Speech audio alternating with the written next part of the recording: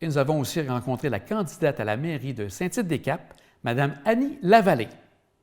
En fait, ce que j'aimerais ajouter, c'est deux traits distinctifs là, pour moi en tant que candidate là, par rapport à mes idées pour Saint-Tite-des-Caps.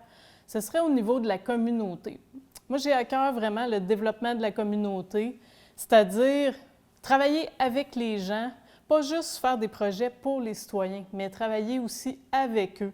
Fait que cette idée-là me tient vraiment à cœur et pour moi, de faire un budget participatif, par exemple, ce serait une idée concrète là, pour démontrer que je veux vraiment travailler avec les citoyens puis qu'eux s'impliquent directement dans certaines décisions, là.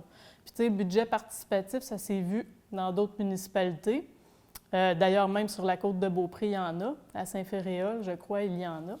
Et puis, ça fait un dynamisme aussi. Fait que les gens, je sais qu'à Saint-Tite, il y a plusieurs citoyens qui s'impliquent. Puis aussi, au niveau des loisirs, tu sais, développer la communauté, pour moi aussi, ça passe par développer l'offre de services des loisirs, les événements. Et puis, mais tout ça, c'est super important de penser pour pouvoir réaliser ça, les événements, les loisirs et les services de proximité, comme j'ai déjà mentionné. Il faut qu'il y ait de la mobilité. Puis, c'est vraiment un enjeu qui est présent à Saint-Tite-des-Caps, l'enjeu de la mobilité, du transport des gens, autant dans la municipalité qu'à l'extérieur. Et puis, ça me tient autant à cœur que l'idée de la communauté. Bien, pour se faire souder une communauté, les jeunes puis les moins jeunes ensemble, ça prend un transport à quelque part là, pour faire circuler les gens autant dans la municipalité que vers les services à l'extérieur là aussi, là. Donc, c'est sûr, pour moi, la mobilité, ça passe par bien d'autres idées qu'un autobus, un transport collectif, là. Donc, on peut installer plusieurs initiatives citoyennes à faible budget. On n'est pas obligé d'avoir une grosse enveloppe pour réaliser ça, mais la mobilité peut vraiment passer de différentes façons, autant qu'au voiturage, des voitures qu'on peut, un peu comme une auto, Oui. des petites navettes organisées. Il y a des plateformes aussi là, virtuelles qui sont disponibles, qu'on peut élaborer là, juste au niveau local pour que les gens puissent voir ce qu'il y a disponible là, comme transport. Fait que, tu sais, tout ça, je veux évaluer ça avec le conseil municipal dans les prochaines années. En fait, pour mon premier mandat, ça serait pas mal ce qui est le plus important pour moi avec établir un esprit de communauté. Je veux bâtir sur des fondations qui sont déjà solides là, grâce aux gens qui sont natifs de Saint-Tite-des-Caps. Puis dans les années, depuis la création de Saint-Tite-des-Caps, il y a bien des beaux projets qui ont eu lieu. Je veux les faire revivre. Et puis, il y a aussi des assises solides, comme je disais. Je veux bâtir là-dessus, parce que si je suis venue habiter à Saint-Tite-des-Caps il y a 9 ans, c'est parce que je suis tombée en amour avec la municipalité, là.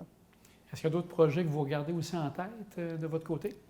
D'autres projets, bien en fait, beaucoup au niveau des loisirs, je dirais, là, ça ressemble à ça, mais aussi l'idée de camping municipal me touche, là, un peu là, comme qu'est-ce qu'il y a à Sainte-Anne-de-Beaupré ou ce qu'on retrouve aussi à Petite-Rivière-Saint-François, là, pour profiter du tourisme qui s'en vient tranquillement de plus en plus vers chez nous.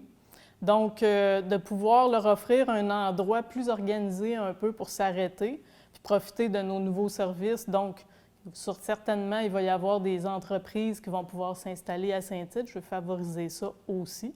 Entreprises qui vont rester accessibles à tous. Je veux éviter quand même un embourgeoisement, là, je veux que les services restent accessibles à la population puis qu'ils soient intéressants aussi pour le tourisme. Donc, ça fait partie pas mal de mes idées, là, comment je vois ça pour mon premier mandat qui va être bien rempli. Et si les gens veulent voter pour vous, qu'est-ce que vous leur dites pour voter le 7 novembre prochain? En fait, au niveau de ma personnalité, de mes compétences, avec mon travail, je baigne directement dans tout ce qui touche la communauté, le mieux-être vers des citoyens. Donc, je suis vraiment au courant des enjeux, des difficultés qu'on peut rencontrer pour faire des projets, aussi des opportunités de financement, puis comment ça fonctionne, toute cette dynamique-là là, de travail avec bien des partenaires variés. Alors, ça c'est une de mes forces. Donc, et puis aussi, bien, c'est certain que moi, j'ai un code d'éthique très rigoureux. Donc, j'évite tous les conflits d'intérêts. Et puis, je suis le plus authentique possible avec les gens, puis très, très facile d'approche.